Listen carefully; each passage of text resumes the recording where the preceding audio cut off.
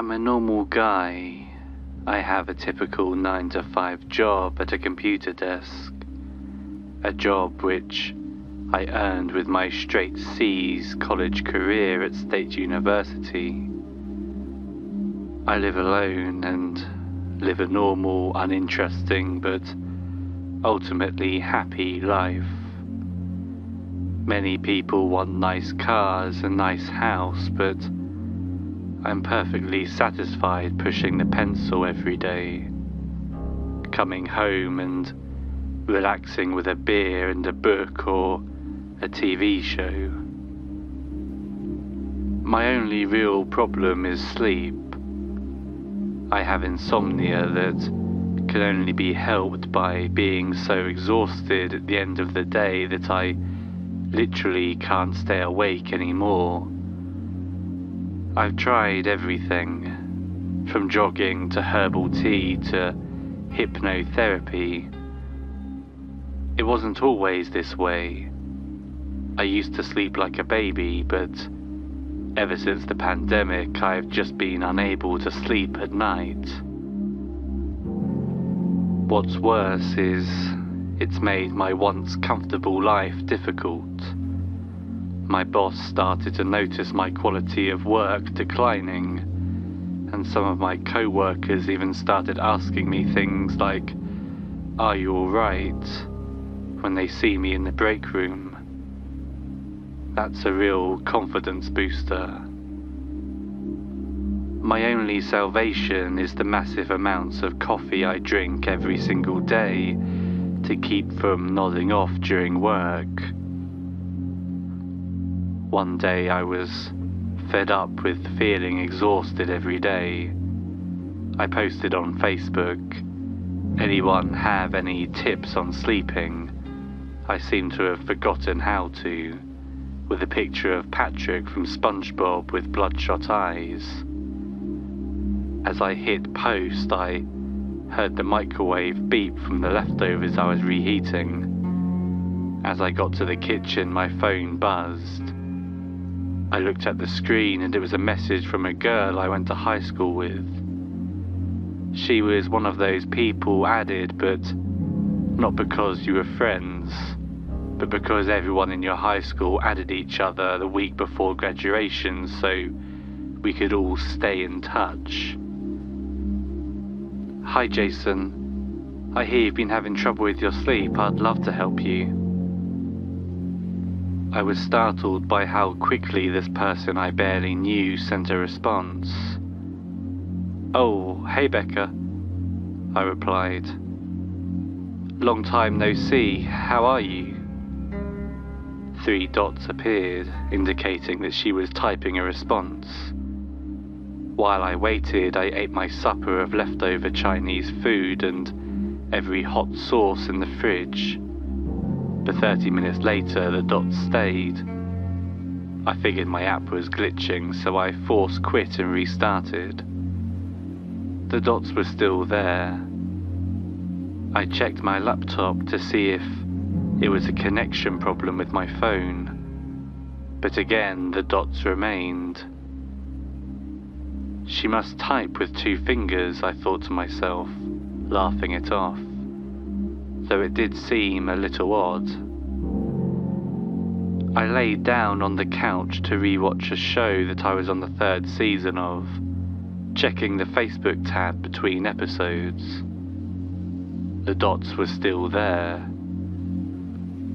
I was puzzled and a little bit annoyed, but I watched TV until I was too exhausted to keep my eyes open, which was my cue to attempt sleeping as usual at 4 a.m. I brushed my teeth and got under the covers. I couldn't tell if I had maybe nodded off for a few minutes and was startled awake, but what I experienced was my phone going off the moment I shut my eyes. It startled me really badly because I always keep my phone's alarms and ringers at full volume, since I have a crippling fear of sleeping in and missing work. I looked at my phone. It was a message from Becca. I rolled my eyes, wondering what could possibly have taken so long or made her response this late. I opened the message expecting to see paragraphs of pseudoscience about essential oils or something, but all I saw was a single link. A link to a YouTube video. It didn't even have a thumbnail. I was puzzled but curious, so I opened my laptop and navigated to her message, clicking the link. The new tab opened with a YouTube video called Cozy Room on a Stormy Night with Thunderstorm Sounds and Rain Sounds, 10 hours, 4K, 60 frames per second. There was nothing remarkable about the video, just some calming noises with a still shot inside of a room with a fireplace. There was almost no movement, except for the lightning outside, rain running down the glass and the subtle flicker of the fireplace. The room had to be a digital collage or a 3D render or something. No space was that clean and perfect. All of the walls were white and smooth with no details indicating that the space had ever been inhabited. I also noticed a Siberian husky curled up in front of one of the windows, staring directly at the camera. Unlike the rest of the objects in the room, he seemed to be from a real video, rather than just a still image. The channel's name was Cozy Sleep for dreamlike sounds and restful nights.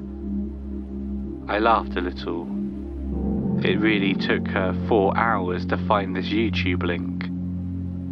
I decided to play along though and tapped out, "Okay, I'll give it a shot, thanks," and hit send.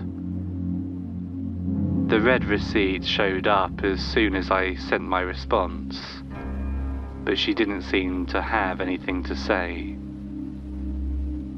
I looked back at the video and noticed that it said live in the bottom left corner with 10 people watching. Chat was disabled. I figured that made sense since everyone would probably just be sleeping anyway. I put my laptop on a small table that I keep next to my bed and started watching. What struck me first was how soothing the sounds were. It was almost as if they were too good to be coming out of my tiny laptop speakers. Despite how off-putting the aesthetics were, there was some kind of nice about it. I was surprised when I started to feel drowsy and a deep sleep overtook me. I opened my eyes feeling refreshed and invigorated. The sun beamed into my room through the curtains, looking brighter and prettier than ever. I looked at my phone. I'd only been asleep for 4 hours. I was surprised. But I guess 4 hours of deep, dreamless sleep amounted to more than what I usually get, which is 8 to 10 hours of naps interrupted by anxiety attacks. I checked my laptop to see if the video was still playing, but it had run out of battery at some point while I was sleeping. I only have one USB-C charger, so often when I go to bed I'll choose one device over the other to get charged. Last night was my phone's turn. I figured I'd head to work early and try to earn some points with my boss. On the train, people were friendlier than usual, as if seeing me made their days a little bit better. It was subtle, but I noticed it. That day at work was different too. People noticed my restedness and said things like, "Jason, you're so perky today." I didn't even end up drinking coffee. Halfway through the workday, I decided to thank Becca for the video recommendation. "Hi Becca, I Don't know how, but I think your video cured my insomnia. Thanks so much. When I hit send, an error appeared. You can't respond to this message. Did Becca block me? I thought. Just then, my co-worker Zeth tapped me on the shoulder. Hey, me and the guys are going to grab some lunch. Want to join? He asked. I gladly said yes. Zeth was a good-looking guy, and the little rainbow flag that he kept at his desk was a signal that maybe I had a chance with him. I let Becca's strange messages slip into the back of my mind as we boarded the elevator. Lunch was good, and the rest of my workday was more normal than I could have anticipated. No getting yelled at by my boss. I finished all my tasks, and I was even able to leave on time rather than the usual 1 hour extra I needed to make up for my tiredness. When I got home, I quickly made myself some dinner and then started to get ready for bed. I figured I'd try again tonight to get even more sleep. So I brushed my teeth and got under my covers. Then I plugged my laptop in, which was still sitting on the table next to my bed. I was greeted with a YouTube page that said, "This premiere has ended," which made sense. I figured I'd just refresh the page and start it from the beginning. But when I did, the page said, "This creator has deleted this video." I thought that was weird. Usually, people leave videos up after they've premiered them. But I figured there must be other channels like this one. I put into the search bar "cozy house with rain ambience" and was greeted with literally thousands of videos, nearly identical in content, with slight variations from hundreds of channels with names like Cozy Ambience, Sleepful Cozy Spaces, Comfy Rain Channel, and so on. My first thought, as usual when I discover a massive niche that I was unaware of, was who the hell is making these? I clicked on the first result and watched it for a few minutes. I was again greeted by a barely realistic room with a few props. A looping fire and a window overlooking some unimpressive scenery. I stared at the window, feeling the strangest thought that someone was watching me through the screen. I didn't feel the sleepiness that the video Becca sent me caused, though. The sounds weren't hitting the same as the video from last night. I went back to the previous page and clicked on the next link. Once again, I was unimpressed. I didn't feel the drowsiness or the comfortable hypnosis of the previous video. I knocked at the table with frustration. Maybe if I try to sleep it'll work, I said to myself. After all, I had been almost asleep already when I got the link from Becca. Maybe in my tiredness I remembered the video being better than it actually was. I left the tab open and I shut my eyes, trying to let the sounds of rain and wind carry me away like they had the night before, but it just didn't do the trick. After hours of tossing and turning in frustration, I got out of bed to get a glass of water from the kitchen. Looking at my YouTube history, I found the video from the previous night. It was still deleted.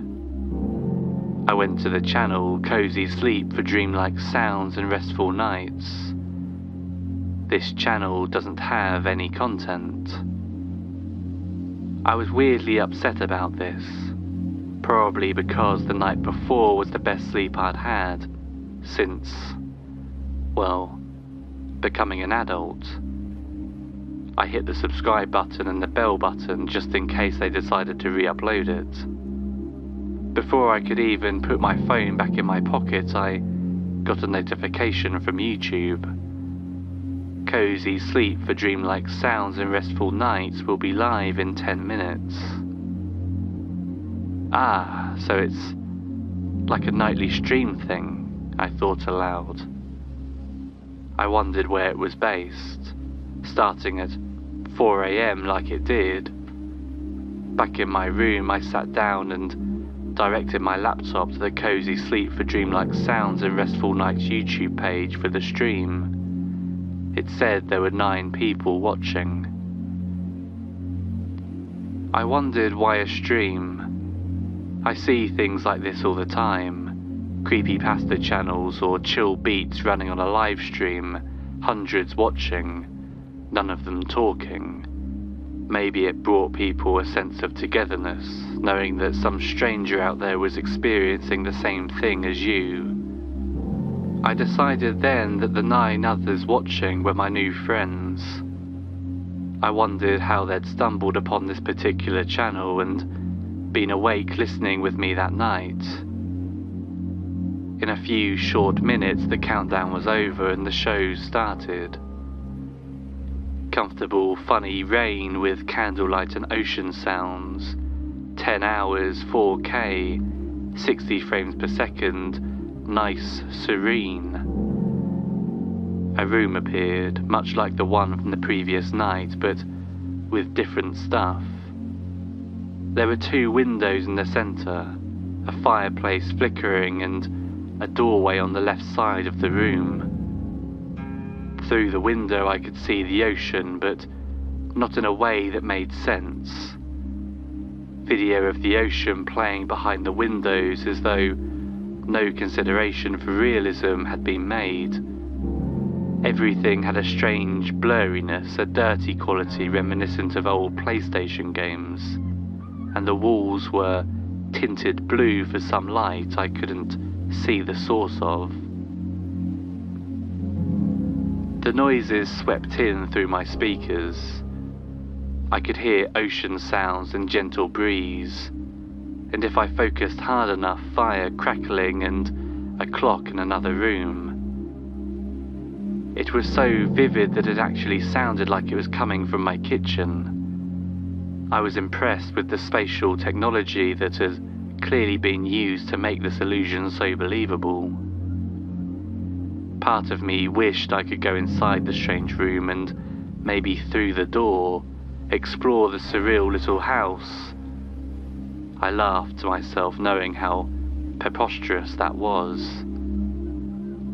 Before my thoughts got too carried away, I noticed a bundle of fur sitting in front of the right window.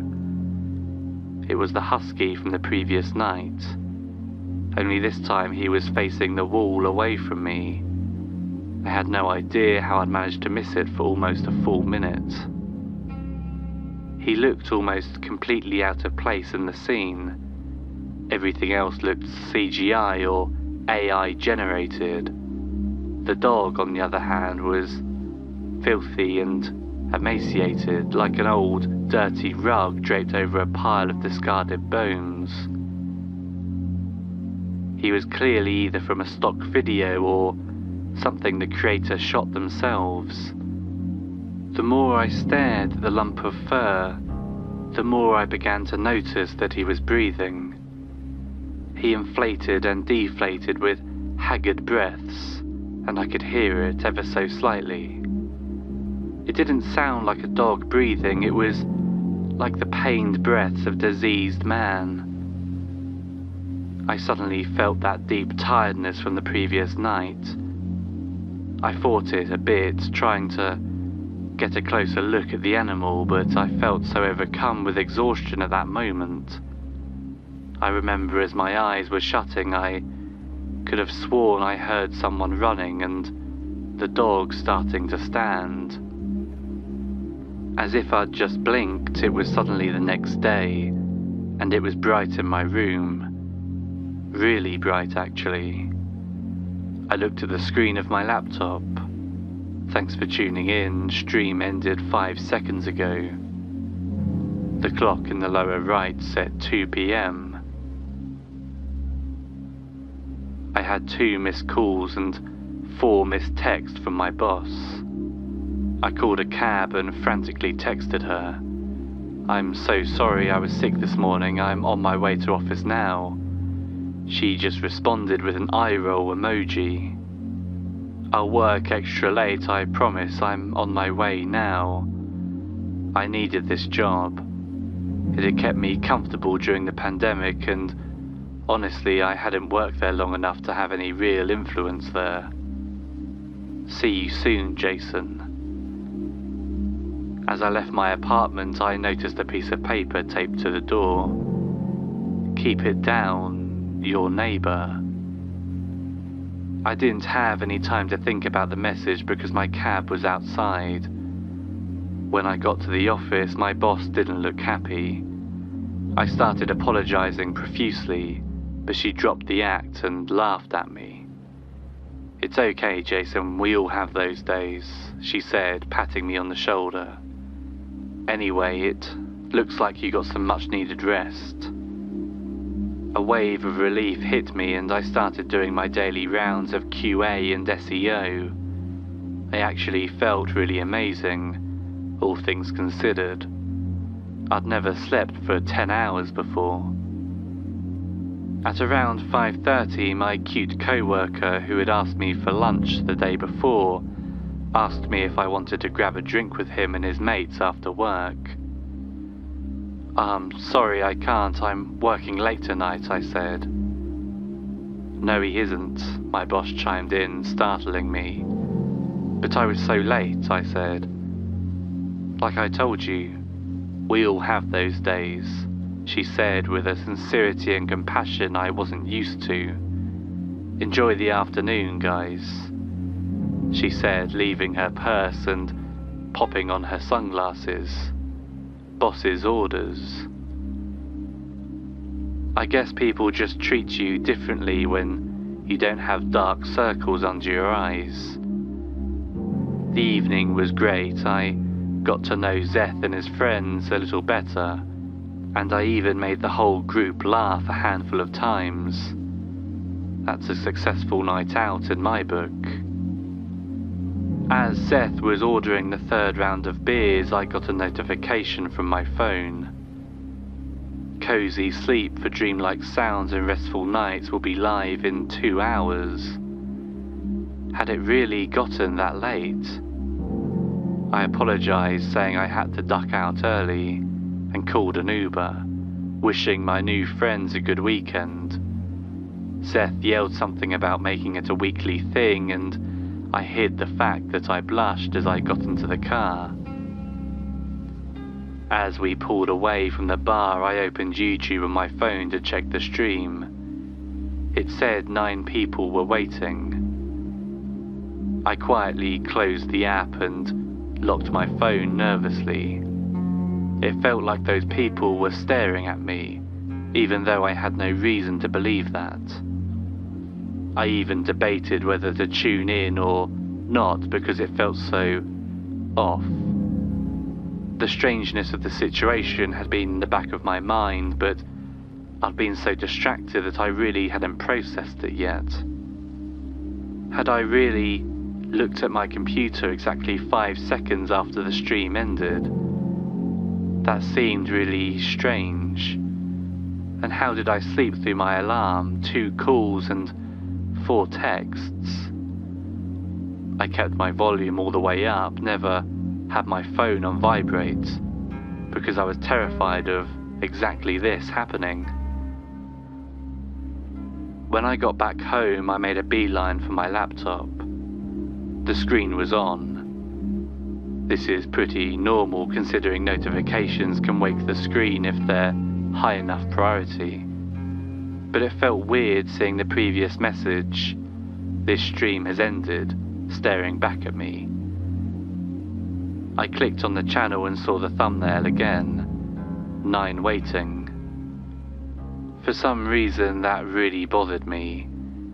Were these the people from the previous 2 nights? Why were they tuning into this 2 hours before it starts? All with the chat disabled. I started to feel very unsettled. Then something clicked and I felt really silly. Obviously, this account used bots to generate its initial views, and some kind of algorithmic AI to generate the videos themselves. This whole thing must have been a content farm, which explains the odd appearance of the videos, the weird dog, and the offbeat titles. Snapping back into reality, I made myself a quick snack and settled in for the night, laughing at my own imagination getting the best of me. Cozy Sleep for Dreamlike Sounds and Restful Nights will be live in 30 minutes. I decided to watch an episode of my show before bed, looking forward to sleeping in tomorrow without fear of getting in trouble at work. Cozy Sleep for Dreamlike Sounds and Restful Nights will be live in 10 minutes. Time seemed to be moving faster that evening. I clicked into the YouTube tab and brushed my teeth, made my bed and got into it. As the stream began, I got under my covers. I watched the video populate with more of the odd scenery I'd come to expect. This time, something was off. It was a completely empty room with a window on the right and an unlit doorway at the back. The walls were grey and looked like they had been made by stretching out images of walls in Photoshop. The window was so deep that you couldn't see the outside. It was more like a hallway that sat halfway up the wall than a window. The doorway in the back was dark, darker than I thought my screen could be. It was almost like there was a completely black rectangle cut out of my computer. I was so confused by the visuals that it took me a moment to notice that there seemed to be no sound. I turned up the volume on my laptop and listened closely. All I could hear was a distant, cold wind. I looked at the name of the video. Throne Room, 10-hour stream, 10 people watching. My unease from earlier came back, this time tinted with genuine fear. Why would a stream that deletes all its videos have bots? Just what the hell was this? I heard that strange breathing sound again, deep and slow and sickly. My eyes darted around the screen, looking for the source. That emaciated dog, but I couldn't find him. I don't know how, but I just knew he was beyond that doorway in the deep blackness. It felt like he was watching me. The tiredness overcame me with almost violent power. I couldn't keep my head up. As my head hit the pillow, I saw the number in the bottom left update. 9 people watching. Before my eyes shut like bear traps, I used the remaining bit of energy I had to yank the power cord from my laptop. In what felt like an instant, my eyes shot open and I was screaming at the top of my lungs in a pitch-black room. I shook my head, trying to snap out of it, but I couldn't stop. My throat was on fire, as though I'd been shouting for hours. There was a loud pounding at my wall. "Keep it down, for Christ's sake!" It was my neighbour. I looked at my phone. It was 4:15 AM, exactly 3 hours and 15 minutes after the stream had begun. I was still gripping the power cord of my laptop. I'd been unconscious exactly as long as my computer had been on. I gripped my chest, hoping to calm my pounding heart. My shirt and mattress were soaked in sweat. With a shaky hand, I plugged the power cord back into the computer. The screen came to life with exactly one frame of what had been playing on the screen before the computer died, and my jaw dropped. I couldn't be sure of what I saw and heard. I thought the audio might have glitched, but It sounded like a fraction of a second of dozens of voices screaming in agony, and on the screen, for barely a moment, I saw a bleach-white face filling the entire frame, twisted in agony, eyes locked directly on where I'd been sleeping. Then immediately an error screen. The image was so bright that it seared itself into my eyes, leaving an after image in the center of my vision while I hyperventilated on my bed and backed into the corner of my room. Thinking quickly, I muted the speakers in case the stream came back again. I will never forget the face that I saw at one frame. I couldn't tell if my memory was deceiving me, making me think it was worse than it actually was, but the after image that stayed in my vision said otherwise.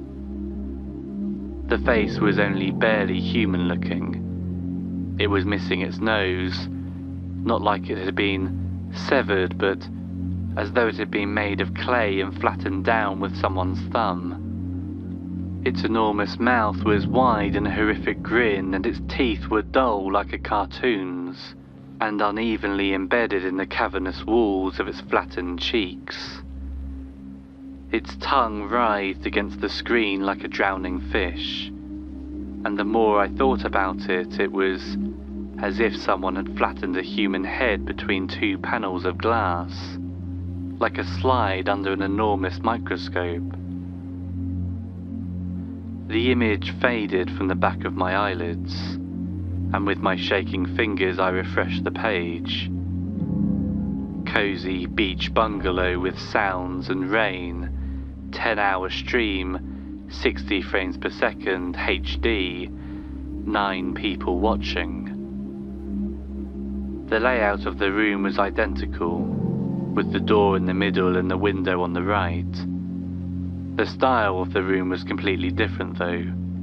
Cheesy, fake-looking bamboo textures covered the walls, and there was a generic white couch against the left wall with that emaciated husky laying in front of it, staring at me.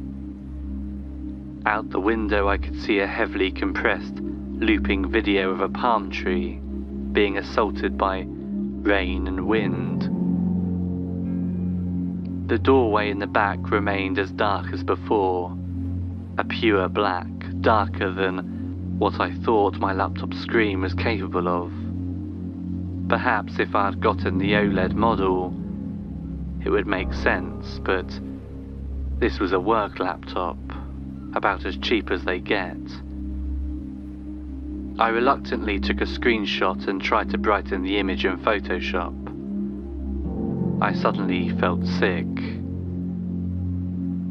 The faint but unmistakable silhouette of a humanoid shape stood in the doorway, its head like a lump of clay smooshed beyond recognition, and its body so misshapen that I couldn't even tell if I was seeing it from the front or the side. The worst part was the eyes, beady and uneven. I looked back at the video. I could see it now. The figure stood in the doorway, almost impossible to discern in the inky darkness. It was only visible because of the even darker black behind it and its subtle movements. It twitched and shivered unnaturally, and it was immediately clear that it was real, and not a stock photo like the other things in the room. The speakers were turned off, but in my mind I could hear it. The awful breathing, pushing air in and out of that perversely misshapen head. I slammed my laptop shut. For the rest of the night I laid in my bed, too scared to move. My eyes were locked on the cracked closet on the other side of the room. I kept imagining that grotesquely bent thing lurking in the shadows and that horrible diseased wheezing. When it was bright enough to see the inside of that closet, I let out a deep sigh and shut my eyes hard, losing consciousness almost instantly. I found myself in a pitch-black room, naked, with only my phone. The screen was cracked beyond usability. I shone it on the wall and tried to figure out where I was. The walls were made of big, uneven stones which were dripping wet. The ground was hard-packed dirt. When I tried to look at the ceiling, I realized there wasn't one, or that it was so high up I couldn't see it. When I tried to find any adjacent walls, I couldn't. It was as if I was standing next to a stone wall that went in either direction forever. My first thought was that maybe I was outside somewhere, but that was impossible. The air was too stiff to be outdoors, and there wasn't a single sound except for a deep droning noise coming from somewhere very far away. Perhaps a cave, but what cave was perfectly smooth with flat walls? Before I could finish my thought, a light appeared in the distance, some height off the floor. I followed it, not knowing what else to do. As I approached, I saw the light was coming from the attic window of an entire house that was somehow inside this enormous enclosed place. I'll never forget that feeling I got when I looked at that house. It was like a normal suburban house, but it was out of place, surrounded by hard-packed dirt floor with no natural light whatsoever. When I approached it, I noticed something odd about it. It was built from an eggshell white marble-like material. No, not built. Carved. Every detail from the cladding to the bits of dirt to the wood grain on the door were all intricately carved out of a white hard material. I couldn't tell if it was stone or plastic. I reached for the doorknob, expecting it to be inoperable, and to my surprise it twisted. With a clack, the door opened. I examined the hinge of the door and found that it too was made of stone-like material, as was the latch, the lock, and all of it. It seemed impossible to imagine that such an intricate mechanism could be made from such a material. My dim phone screen barely illuminated the white hallway, which glinted mysteriously in the dark. The inside, including the furniture, was all carved from the same white material. Even the art and photographs were recreated in painstaking detail in hard white. I picked a photo frame off the counter, and a chill across the back of my neck told me that I knew these people. Seeing the photograph embossed in the material was so strange. It was a family, a mother, a father, and a daughter. I tried to imagine what kind of tool could carve every hair on someone's head on this surface. The more I looked, the more I thought that it almost seemed like something a 3D printer could produce, but much more detailed. A disquieting scan of a real-life object, reproduced in a soulless white plastic, harder than any metal or stone. I put the strange object down, accidentally brushing against a piece of mail, and it left a clean slice on the back of my hand. At this hardness, something as harmless as a sheet of paper was like a giant razor blade. It was so sharp that I didn't feel any pain, just the warm blood dribbling out of it. I shone my phone on the stairs. I didn't want to, but it felt like I had no choice. I started making my way up the stairs, noticing the white rug, glistening in hard white down to the individual fibres. My footsteps echoed in the hollow white stairway, and as I entered the second floor it occurred to me that my ears were ringing. At the landing I rounded the corner and suddenly the walls of the stone house felt more like a deep, ancient cave. A fear set into my chest as I teased one of the doors open.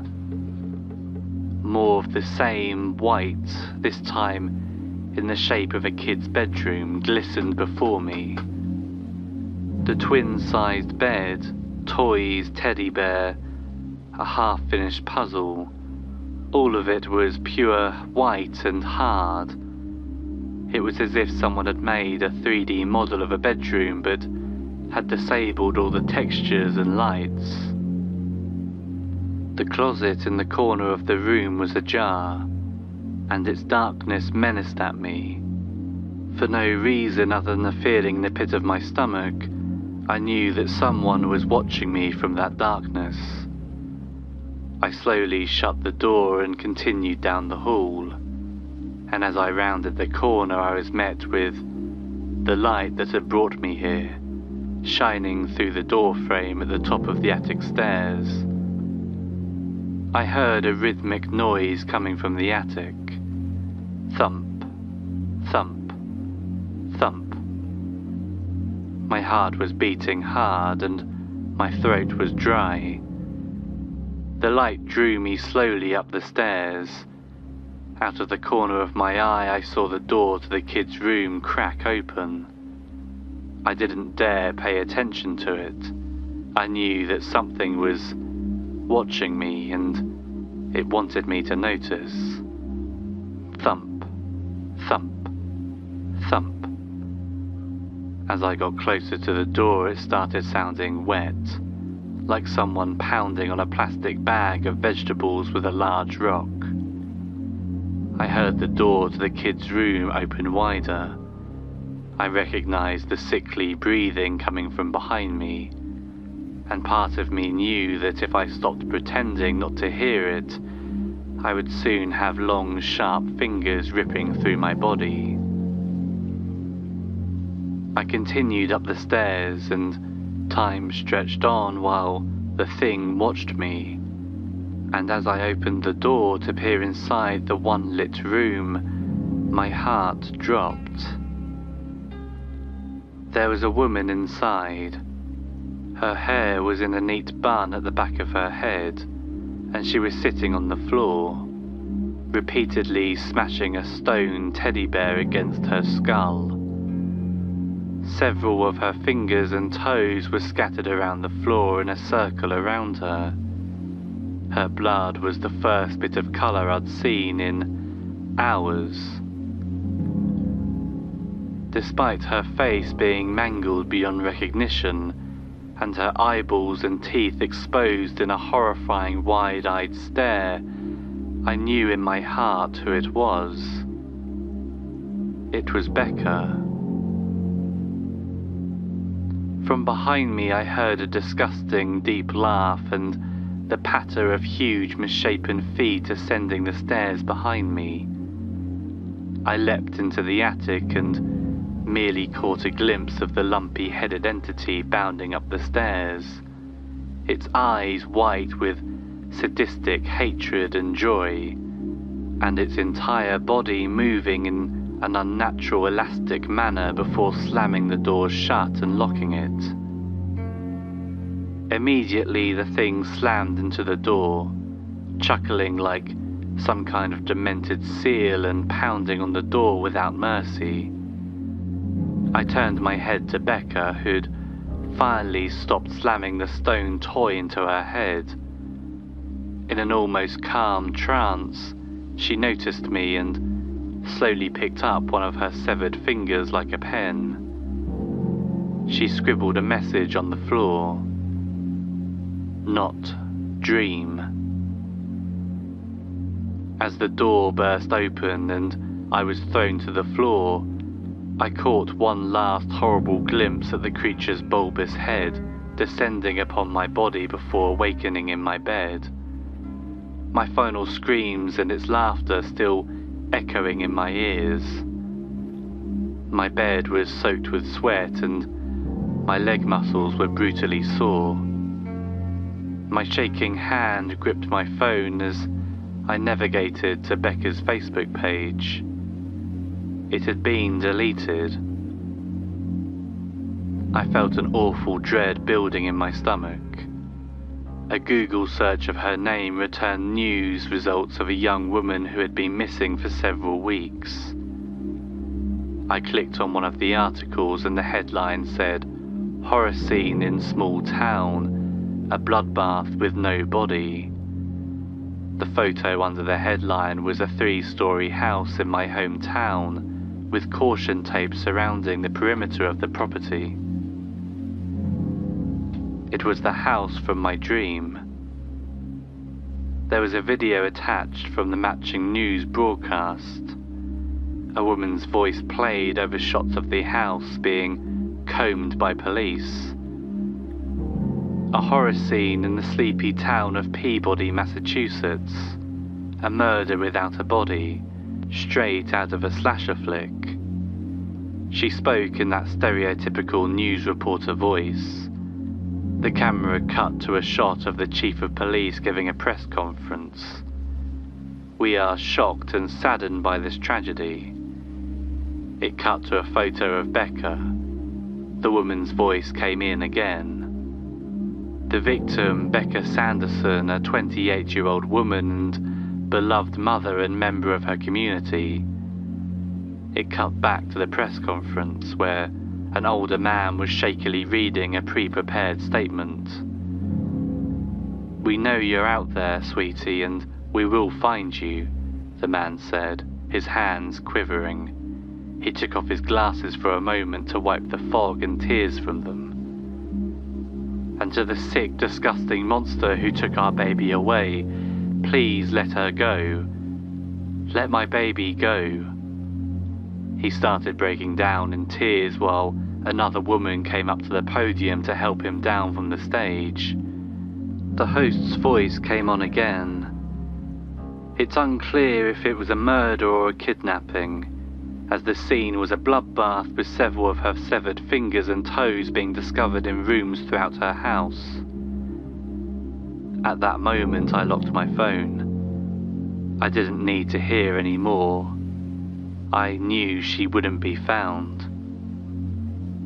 I spent the entire day silently trying to process the previous night. Every little sound startled me. I didn't shower or eat, and I couldn't even take my shirt off for fear of closing my eyes that long. I was on high alert and sleep deprived, and terrified of something I couldn't even comprehend. As the evening turned to night, I felt a dread set in. I tried so hard to stay awake, but as I passed out, I found myself again in that infinite dark room. When I shined my phone's flashlight, there were rows of plasticky houses as far as I could see. I knew it was out there, watching me. I ran in a random direction as fast as my legs could carry me until I could find a lit-up house. When I saw a marble house with a light on in the window, I headed in through the front door, slammed it shut and tipped a bookcase over to block it. Immediately I heard the thing slamming on the door and breathing loudly. I ran to the kitchen to try and find something to defend myself with. A knife block, perfectly recreated in white, taunting me from the sterile counter. I grabbed the longest, sharpest knife I could find and held it close to my chest. I hid with my back to the fridge. "Wake up, wake up," I whispered to myself, shaking wildly. I heard the piece of furniture that I had barricaded the door with slide mercilessly out the way as the creature made its way inside. I was so scared. I didn't even want to hear it breathing, let alone see that perverted smile. Without any thought, I took the knife and stabbed myself in the leg. I awoke immediately in my bed with a pain searing through my leg. I ripped off the cover and a long gash ran the length of my leg, and an equally long trail of red soaked into my sheets and mattress. I called an Uber and wrapped a towel tightly around my leg with packaging tape. The Uber driver gave me a bored and impatient look as I limped into the back seat of her van, with extra towels to prevent any blood from getting on the upholstery of her car. At the hospital, nurses struggled to get me to calm down, asking me how I'd managed to cut my leg open. I rattled on hysterically about cutting myself in my dream, and they peeled the ruined towel from my wounded leg. "We're just going to give you something to calm you down," I heard as the nurses struggled to keep me still. I saw a nurse flicking a needle and realized they intended to sedate me. I struggled and shouted that I couldn't go back to sleep. I felt a sharp prick and I was back in the endless, unnameable void, surrounded by perfect, lifeless houses. I quickly tried the nearest house, but its door was locked up tight. Peering through the window, I could see a man inside, tears staining his cheeks and blood covering his hands. I looked closer and realized most of his fingers were missing, as well as one of his eyes, and the stubs were bleeding profusely. He held a knife in his mouth and attempted to cut off his thumb to no avail. I called out to him and he just looked at me with sad, insane eyes and went back to his work of fruitless self-harm.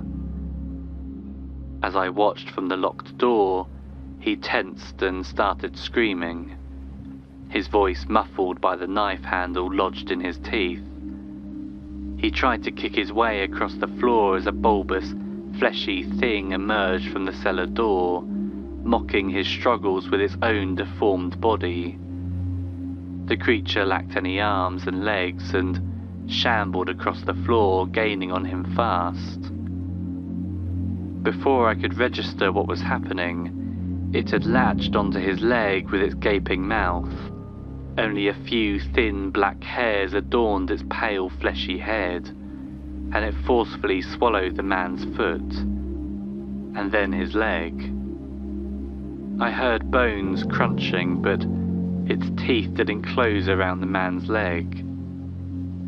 It was crushing his bone with just its throat, and giggling like an overgrown toddler. At this point, the man dropped the knife and screamed in agony, trying to gnaw off his finger. I ran as fast as I could away from the horrible sight. The man's screams hung in the air as though I was still mere feet away from him. I needed to find a way to wake up. After checking 10 doors, I finally found one that opened. I immediately looked for a weapon in the kitchen. The first thing I found was a pair of white stone kitchen shears. I stabbed myself in the leg with them. I stabbed myself again and screamed out in agony, but didn't wake up. As I wound up again for another strike, something wet caught my elbow and I dropped the scissors. They shattered on the floor. I looked behind me and saw it sucking on my bent arm, itching its way closer to my shoulder. Every agonizing inch brought with it impossible pressure. I was so scared that I grabbed the broken remains of the scissor and did the one thing I could think to do. I awoke to a room full of nurses screaming and panicking. Warm pain filled my face and I couldn't see out of my left eye. No, I didn't have a left eye. I'd destroyed it, and fresh blood sprayed out over the blue garb of the medical personnel who surrounded me. They screamed among themselves and at each other, each of them swearing they hadn't been anywhere near my eye. They shuffled around wildly, getting gauze out of drawers, trying to stop the bleeding, throwing away gloves to put on new ones, pointing fingers as they went. The only one who was calm was me. It was out of reach for the time being. That was last week, and I'm writing this to try and stay awake. I always hear them breathing, and I feel them peeking at me from the corners of doors. Every time I start falling asleep, I must injure myself more and more in order to wake up. If I slip up and fall asleep and I can't find a weapon, I use whatever I can. Doors, gravity, a piece of paper, even my own teeth.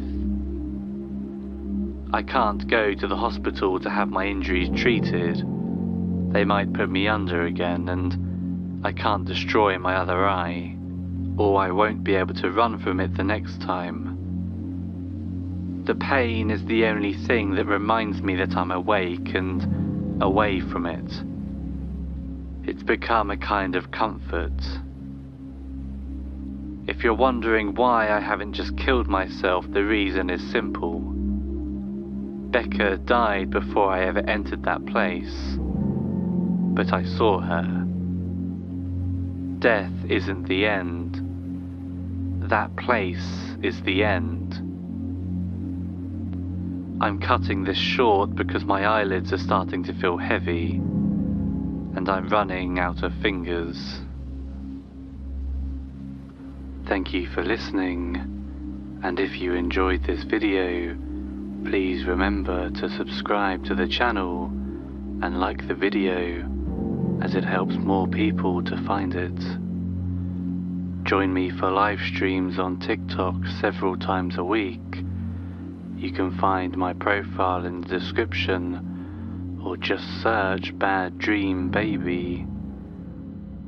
And if you'd like even more content, consider subscribing to my Patreon account, linked in the description. Until next time, good night.